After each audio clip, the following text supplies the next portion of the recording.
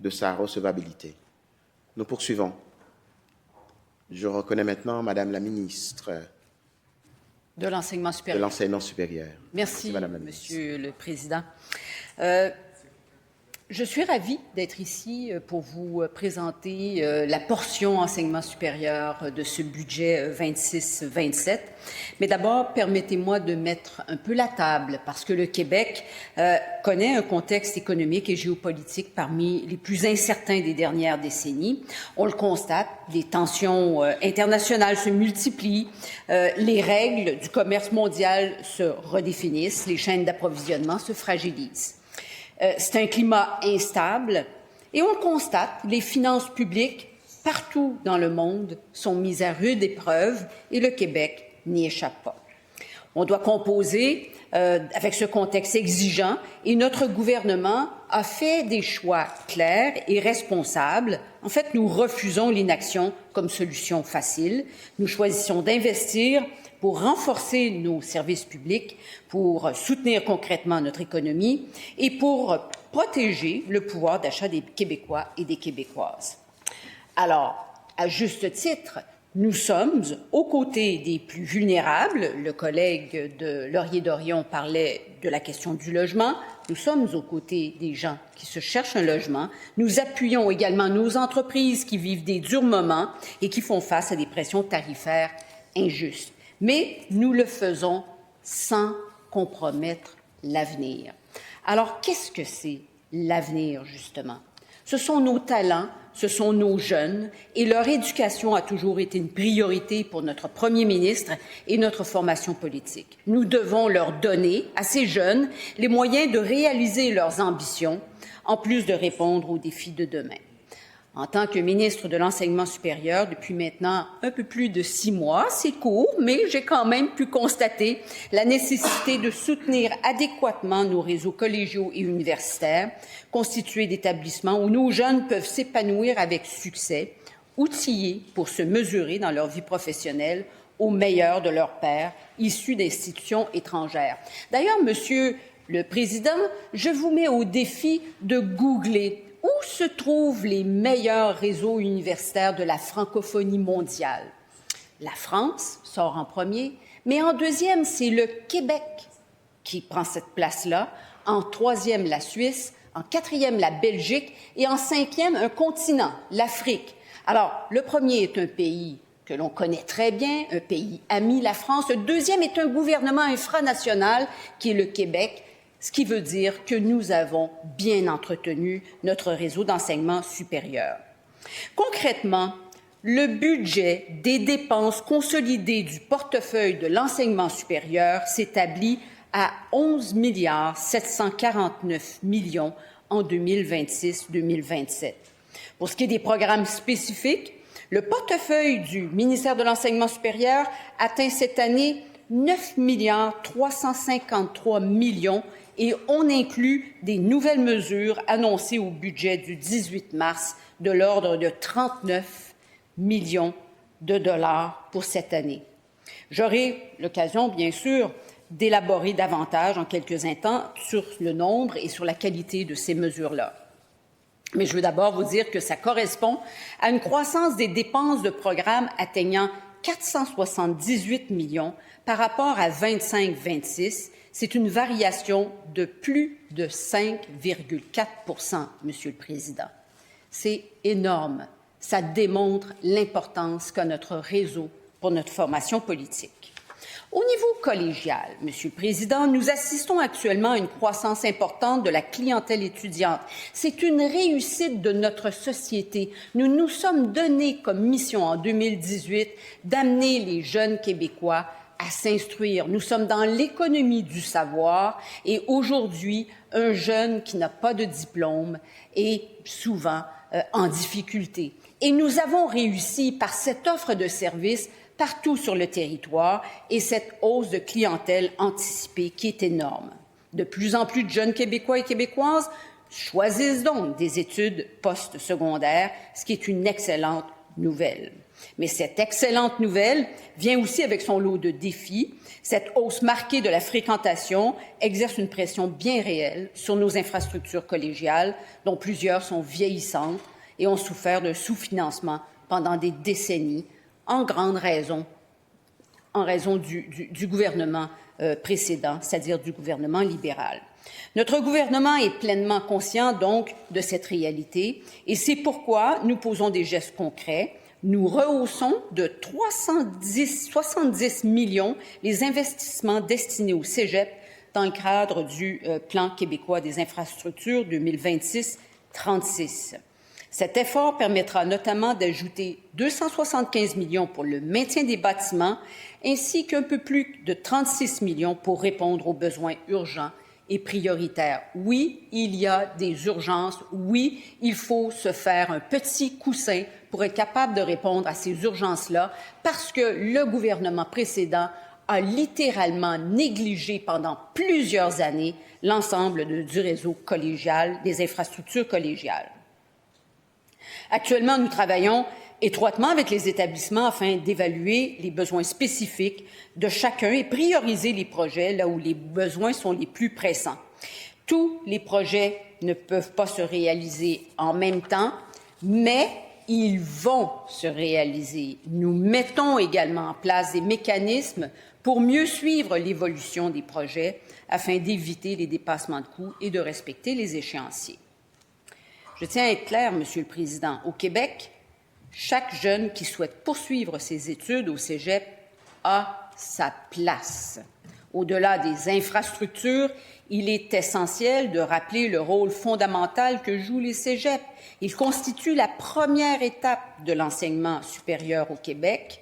Ils sont présents aux quatre coins de notre territoire. Nous avons 48 cégeps publics partout dans les régions, avec des campus, ce qui enrichit l'offre, et ils sont au cœur de la démocratisation de l'accès aux études supérieures.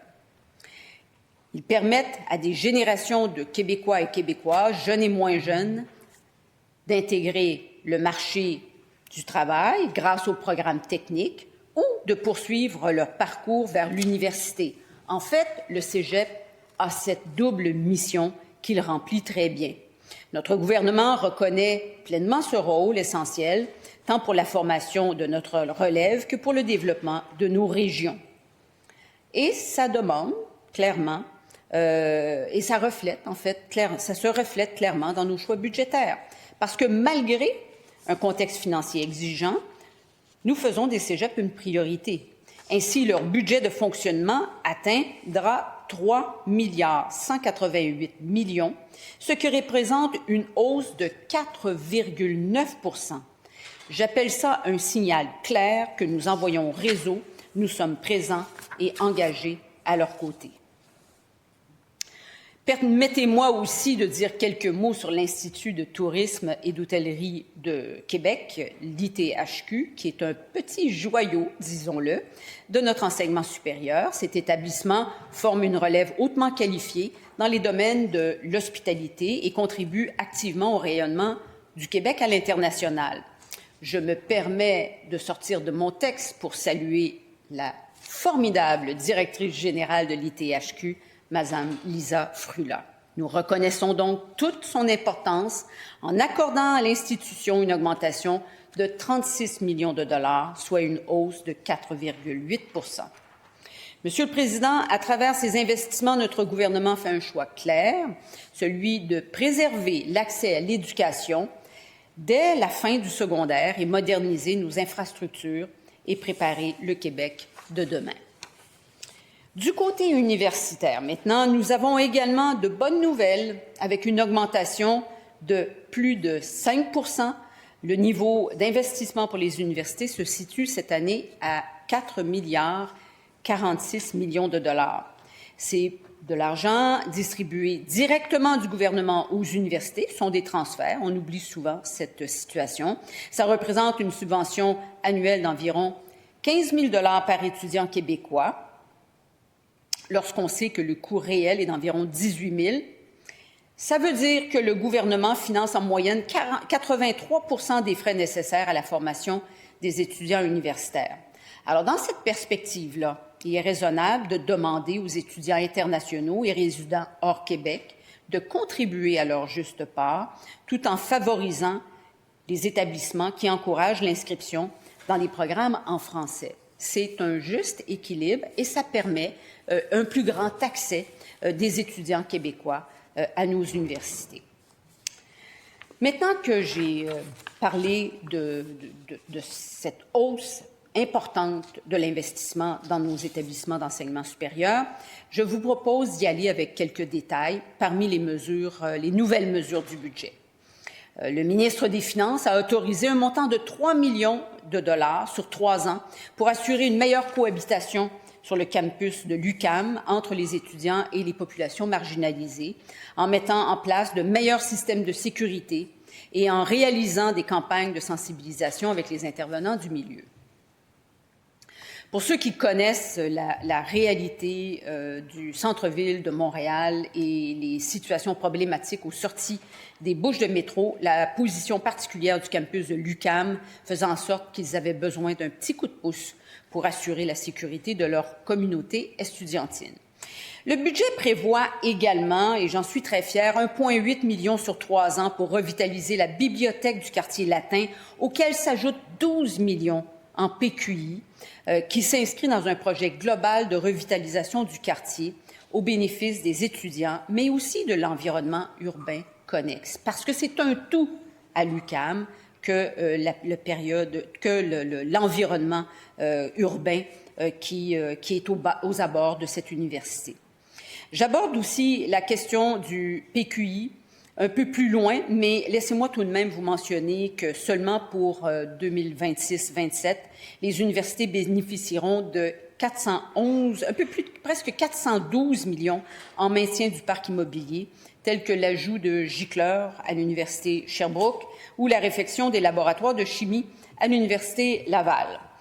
Additionnellement, un soutien financier de 3 millions est prévu pour la création d'une unité mixte de recherche en photonique quantique. Vous constaterez que le Québec a l'ambition de devenir un chef de file en recherche et en développement des technologies de pointe. C'était une de mes priorités quand je suis arrivée en fonction il y a près de 6 mois. Pour y parvenir, nous misons sur des secteurs stratégiques à fort potentiel qui ouvrent la voie à des avancées majeures, notamment en cybersécurité, en intelligence artificielle et en détection précoce des maladies, tout en renforçant la sécurité de nos communications.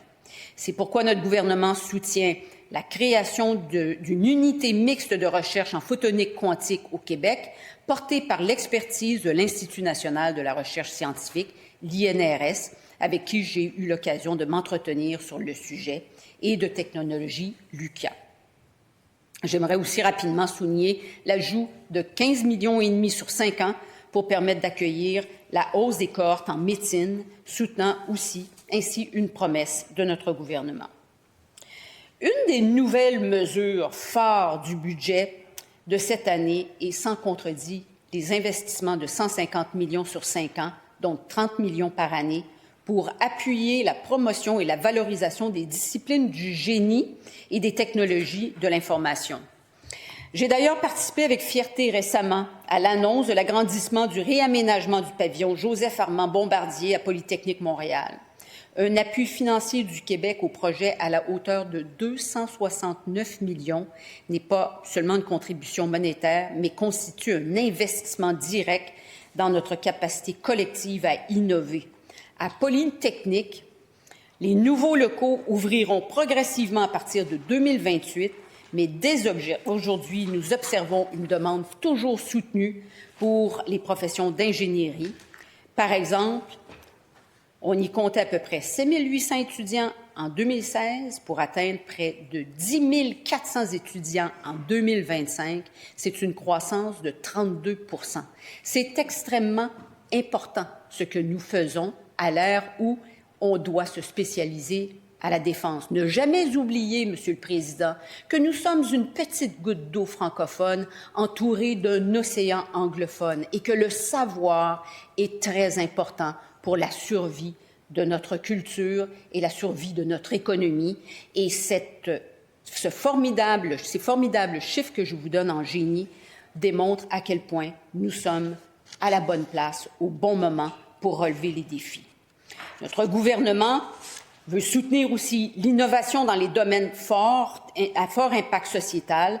Je pense notamment aux matériaux, bioprocédés innovants pour rendre nos industries plus efficaces et plus durables, à l'hydraulique, à l'hydrologie pour résoudre des défis liés à l'approvisionnement en eau, réduire les risques d'inondation, optimiser nos structures hydrauliques et améliorer la durabilité et la résilience de nos villes et de nos infrastructures, à la mécanique de bâtiments pour augmenter l'efficacité énergétique des bâtiments, ou encore au génie des mines, au génie géologique pour restaurer les sites, valoriser les résidus miniers et perfectionner la géothermie. On ne s'en rend pas compte, mais l'enseignement supérieur, c'est la clé de beaucoup de nos soucis et c'est la clé pour résoudre ces soucis-là.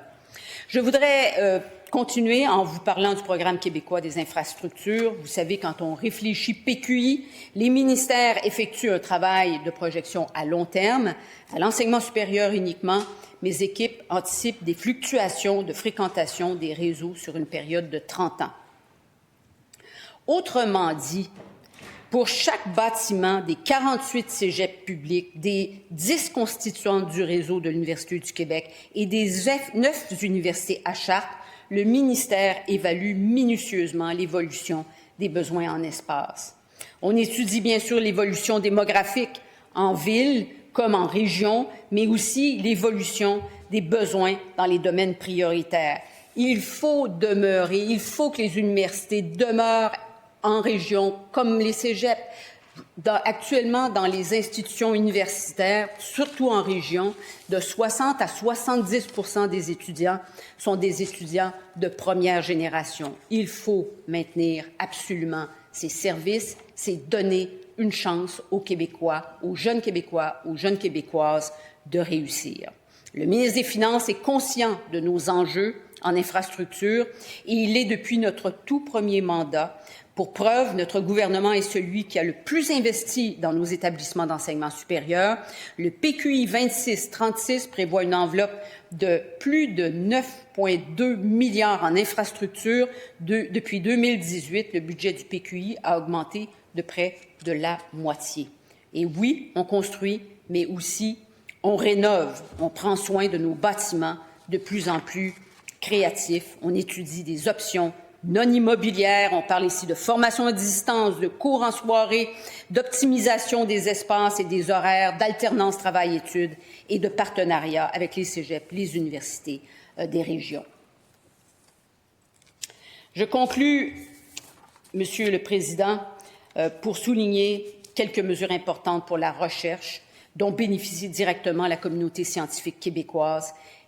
Rappelez-vous, je pense notamment aux 4,8 millions dédiés d'ici 2031 à la chaire de recherche en fiscalité et en finances publiques de l'Université de Sherbrooke, où les 6,3 millions, dont 21 millions dès cette année, versés à Cyrano.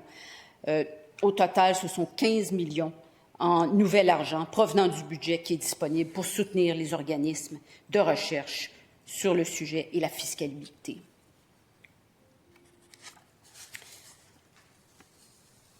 En terminant, j'aimerais rappeler au Collège que depuis le premier budget de notre gouvernement en 2019, nous avons investi près de 10 milliards de dollars en initiatives budgétaires et ça exclut les sommes consacrées au PQI. C'est important de le souligner d'entrée de jeu. Nous croyons au potentiel de nos jeunes et nous voulons leur fournir tous les leviers nécessaires à leur plein épanouissement, malgré le contexte économique que nous connaissons.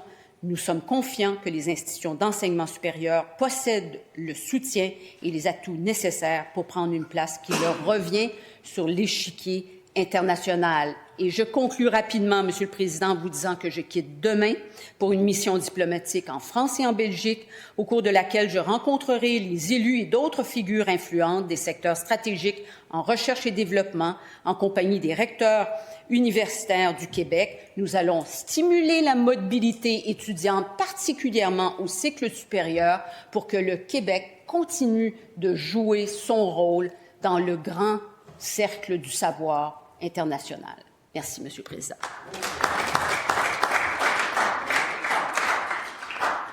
Merci, Madame la ministre de l'Enseignement supérieur.